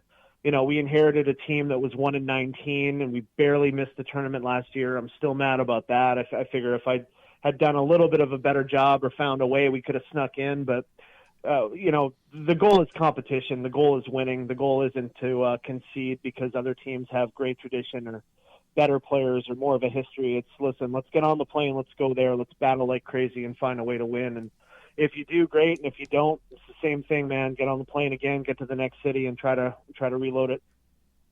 What are you looking forward to most this summer? You know, probably the look on my kids' faces when they do the Harry Potter thing in Orlando, or they're going to Disney or doing something. It's cool to be able to. I'm going to take my mom and dad, and I've got 3 babies that are, 8, 6, and 3, so they're in a pretty magical part of their lives where they get to do fun stuff. And I'll be working, but when I get back, hopefully they can tell me all about the rides and stuff, and then just building this thing, Jim. This is an unbelievable place, great people. The arena's just spectacular. We can't wait for people to get into it. I think the team is going to be better than people think. I think the young kids can play. And we're just excited to get people behind it. You know, the people in Bloomington have been great. The student section's going to be raucous, and we're just going to have a really good time every day, man. If we're not having fun, we shouldn't be doing it. So we have a really good time. I look forward to it again. Coach Steve Ayer from Indiana Volleyball Program, thank you so much, man. We appreciate it. All the best, Jim. Take care. Thank you, Coach Steve Ayer at Indiana's volleyball team. We've got more coming up here on Indiana Sports Beat. Right back from the Golf Club at Eagle Point Studios right after this.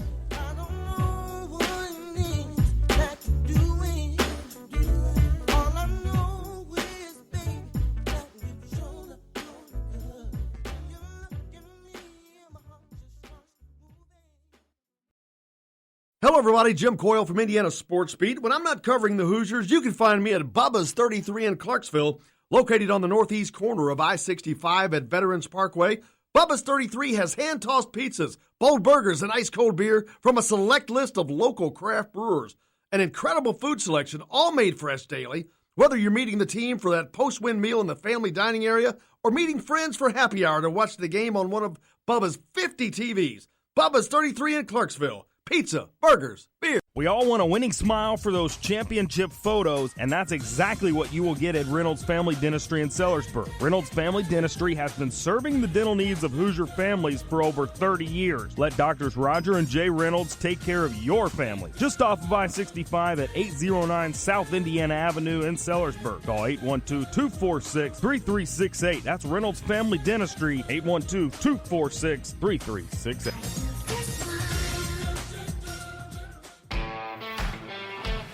Now that warm weather has arrived, it's time to hit the links, and there's no better place than the Golf Club at Eagle Point in Bloomington.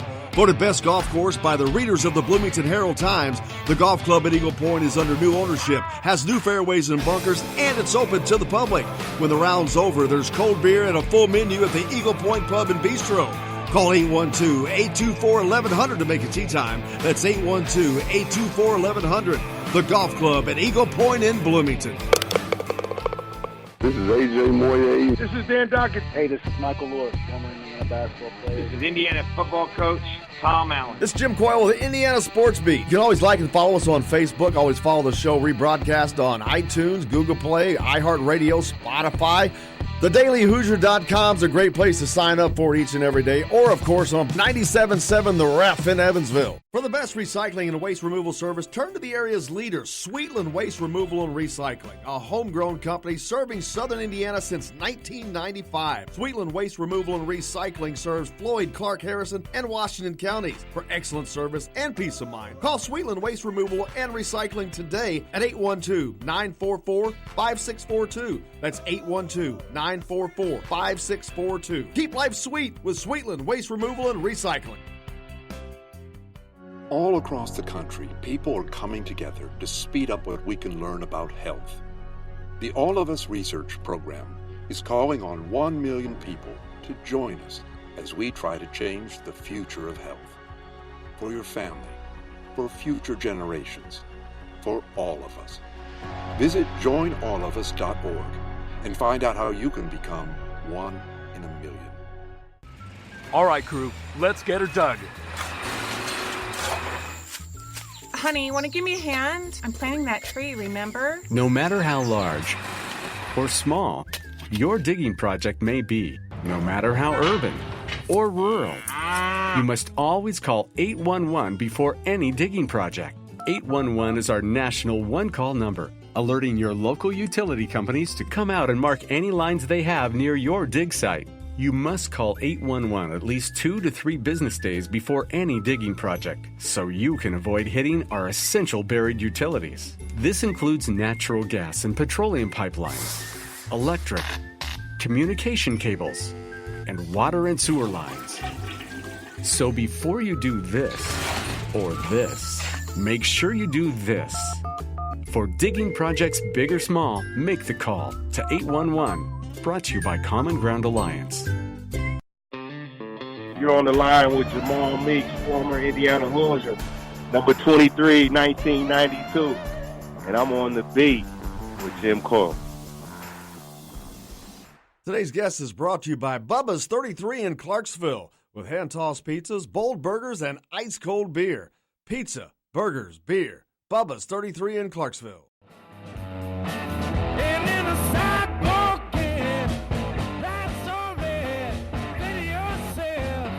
Welcome back to Indiana Sports Beat with Jim Coyle, of course, coming to you from the Golf Club at Eagle Point Studios. Hope your day's off to a good start.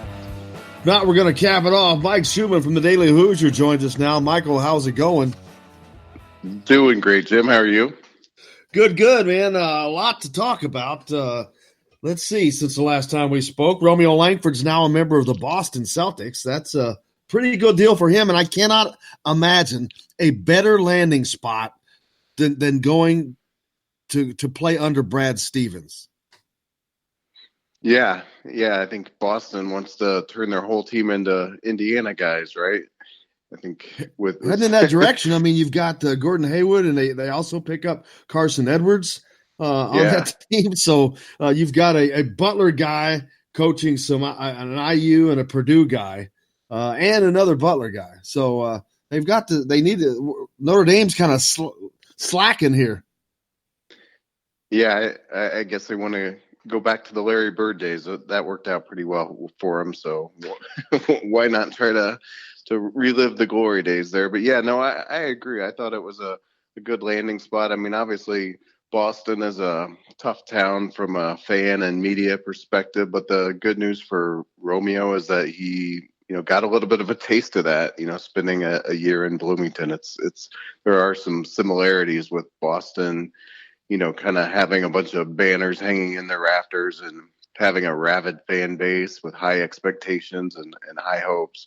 And he's seen a little bit of all that. So he's at least not going to go into this not knowing what to expect from that standpoint. But, I think they're obviously turning their roster over a lot right now. But, I just thought it was once again refreshing to hear, the perspective of people, beyond rabid fans, people like a Danny Ainge or Brad Stevens, what they saw in him, what their impression was of his freshman season, how he played through the injury and what that meant to them. It's just good to hear some outside perspective, outside of the IU bubble that we all live in, and it kind of refreshed and reset some of the thinking that's been circulating around him, on top of the comments that, someone like a Juwan Morgan made. I think, the story of his stay at Indiana, albeit very brief, is already being, refreshed and rewritten. And I think ultimately it's going to be looked upon favorably. I guess because they'll forget the bad season. But on one hand, what else would the Boston Celtics people say? They're not gonna cut on any negatives. But it's more importantly, it's a fresh start for Romeo. It's an opportunity for him to just put all that stuff behind and just go do what he wants to try to do and get accomplished. And good luck to him in that endeavor. You also had Juwan Morgan, speaking of him, signing with the Utah Jazz. So a good possibility for Juwan to hopefully latch on to an NBA team. Yeah, and no surprise there on the location. After he worked out with them, he met with the media, and he specifically commented that he liked their system and thought that there was a good fit there. So, that's one of the advantages of not getting drafted, is having somewhat of a voice in where you end up. Now, what I understand is that his deal is just a summer league deal, so he's going to have to, earn his spot, which, he pretty much was going to have to do anyway. So not a huge deal there, but it'll be interesting to watch. I suspect he's going to start out his career in the G League, but that's not such a bad thing to do. And if it ends up that he goes overseas, as we've seen with guys like Holes and Sheehy, that's not such a bad thing either. So, wherever his career takes him, I think he's got a bright future in basketball for a long time if he wants to do it. The NCAA California is about to pass a law that will allow athletes to benefit off of their own likeness. The NCAA and Muppet Mark Emmert has come along and said, "Oh no, we can't have that. That's just not gonna fly. So we're gonna threaten you with a ban on championships." I don't see this working out well for the NCAA personally.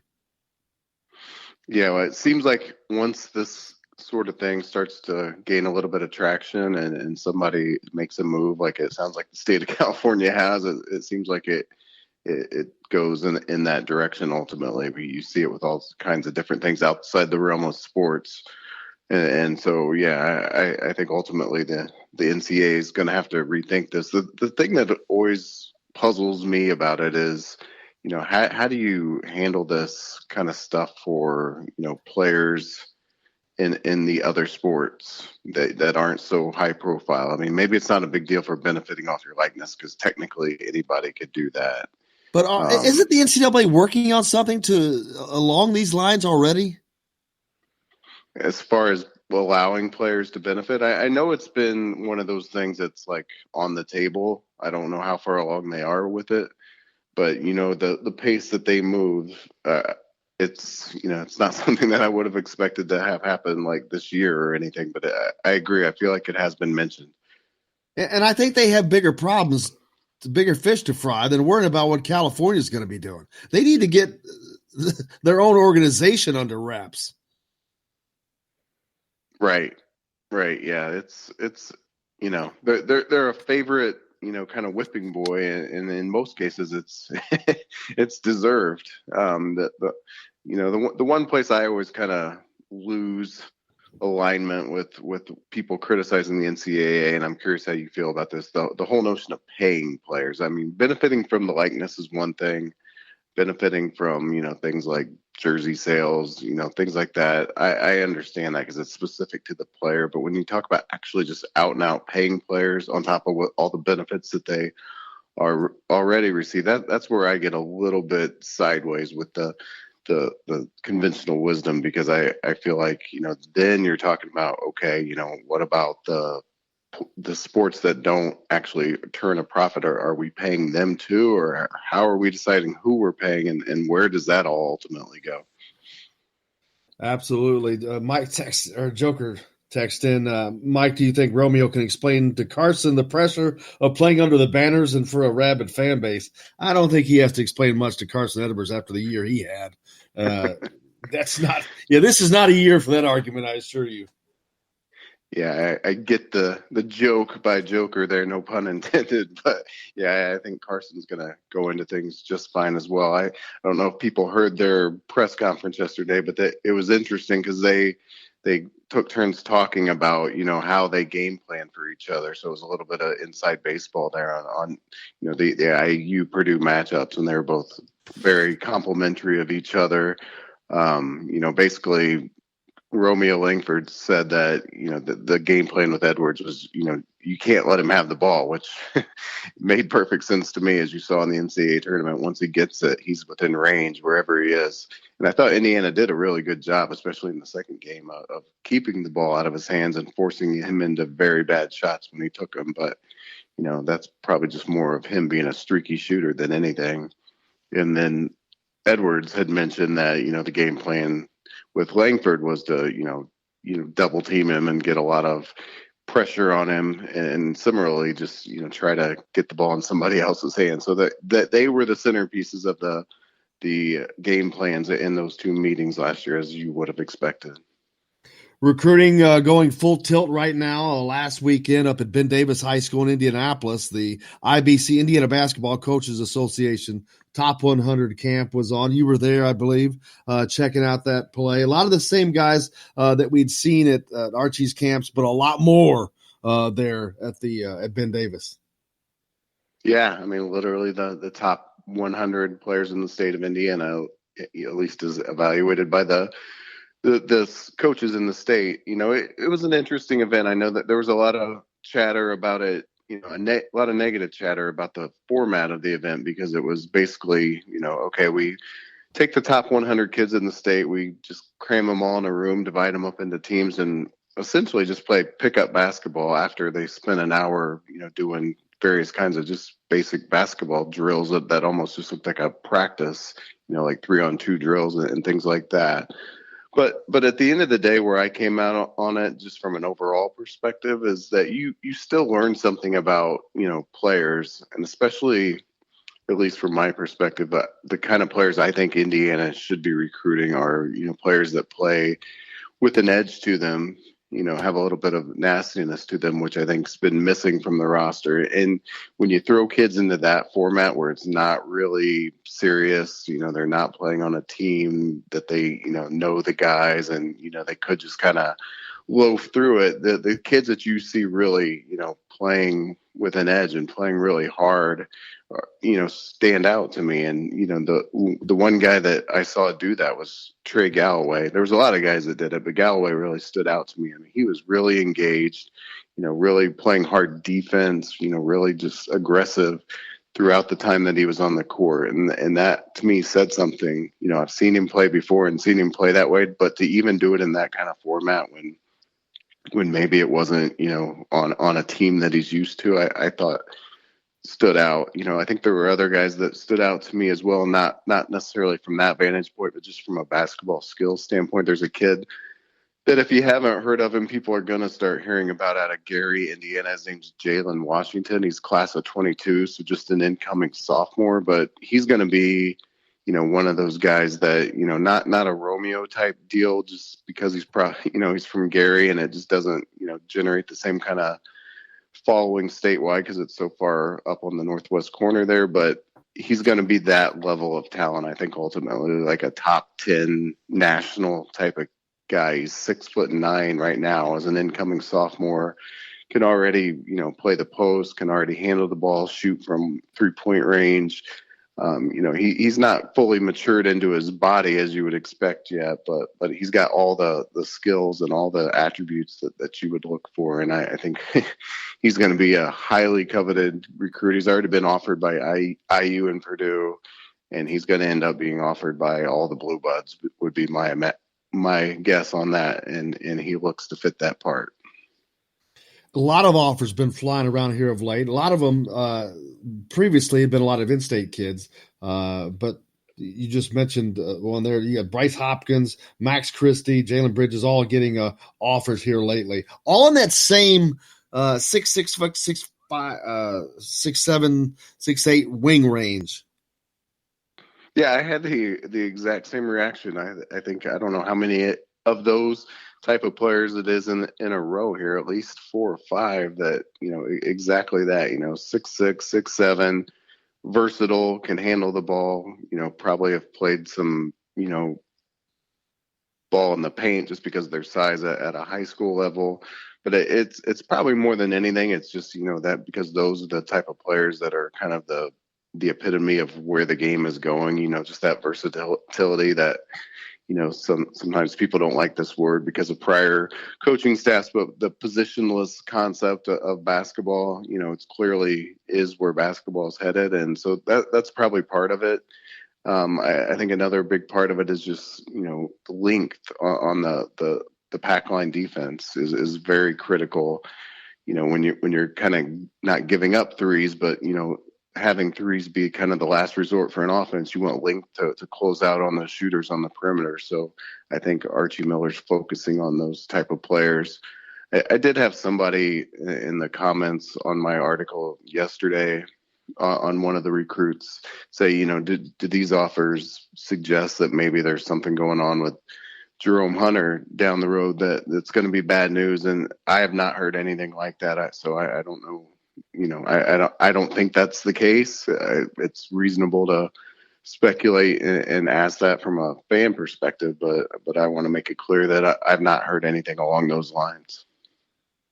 And then, of course, the recruiting that's coming in a little short this season, I think that's going to play an effect. I'm sorry. If you go into a season with only 10 scholarship players, you're walking a line.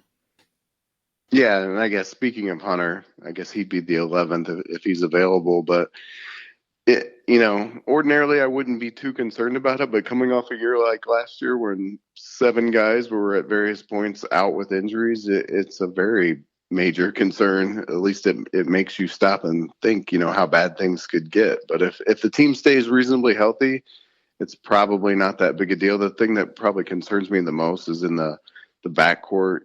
There's not really a true primary ball handler on the roster other than Fennessy. So if anything happens to him, I think things could get a little bit sideways quickly. But if the team stays healthy, I think, going with 10 or 11 scholarship guys won't be a major issue as long as they're the right guys and they're, they developed over last year, guys like Demezy Anderson that, really struggled as a freshman. If he can make big strides, as people are talking about that he appears to be making, then if you got a roster of 10, 11 guys that are really, all capable of playing at a Big Ten level, then I think they can be okay, but it's not comforting for sure. Archie was a point guard in college, obviously, but it seems he has a little difficulty recruiting point guards. He hasn't had success in landing them other than Rob Fennessy. Yeah, I would agree with that. I mean, at least outwardly, I would agree with that. It appears that way. I mean, I think part of the problem with a point guard, and I heard on your show yesterday, Christian Lander's dad kind of allude to this, is, a point guard wants the ball in their hands, and a point guard's coming to college to play on day one. And so if you look at a roster and you see a Rob Fennessy who's, pretty much locked in as the starter for the next 3 years, that's going to give people some pause, because I think there's probably other places in the country with a better setup where they don't go into that with so much uncertainty. So I think that's probably part of the situation anyway. And then I think the rest of it is just what we've talked about with recruiting in general for Indiana. You've got your organic advantage in state, including with a guy like Lander. But once you go outside of Indiana, I just don't think kids right now are placing any special importance on an IU offer and an IU recruitment. And that's something obviously that Miller has to overcome. So I don't know if it's anything specific to Miller as a point guard, beyond what you're saying. It probably should be an advantage that it just doesn't appear to be right now. But I agree with the sentiment, at least that outwardly it does appear to be a little bit surprising. What's next on the basketball schedule? As far as recruiting goes? Sure. Yeah, so this weekend, similar to the IU team camp, there's a lot of, pretty much all the top teams throughout the state of Indiana are going to be traveling up to the north side of Indianapolis. I believe they're playing at Carmel High School, Hamilton Southeastern, and North Central. You can look up that to confirm. It's the Charlie Hughes Classic. It's a live period event, so coaches can be there like they were at the Ben Davis event last week. So all the top high schools, all the top players, I believe, Leo Galloway, Trey Kaufman, you name them. I believe they're there. There could be exceptions, but most of them are going to be at those 3 high schools, camped out for the day with coaches there. So it's for folks in the Indy area, or really anywhere in the state. You know, if you haven't seen some of these kids, that it is open to the public, and it is a chance to see both players and coaches at these events. What do you have coming up next on the Daily Hoosier? You know what? I was intrigued by your interview yesterday with Christian Lander's dad, so I do want to write about that a little bit. So I'm going to spend some time on that this morning because I thought it was a really good, revealing interview. You know, more from a more broad recruiting standpoint. So I want to highlight that in another way for your listeners and for my readers. I think he, as I've said before, I think he is clearly the top recruiting target for this program right now. I think he's clearly the most talented kid in the state, any class. And I think, you know, I think Indiana's in a good spot, but they've got to work hard to close it out with a kid that's got 2 years of high school left. Yeah, and he's one that you don't want to miss on. He's way too high profile of a recruit. You miss on that one. That's, to me, that's much worse than Keon Brooks' miss. And he to that earlier point, he transitions nicely behind Fennessy. I think they'd have a 1-year overlap, and they're both, you know, pretty much scoring point guards. So I think, you know, while they'll compete for the point guard job, they could be on the court at the same time. So I don't see that as being too much of a concern on their side. Mike Schumann from thedailyhoosier.com. Thank you, sir, for your IU content. Check it out. All right, Jim. Thank you. You bet. That's going to wrap it up today for Indiana Sports Beat. We'll be back tomorrow. Make sure you join us. We got a lot of football to talk about with Matt Weaver from Peaks.com. Plenty more. For Jake, I'm Jim Coyle, and I will see you on the radio.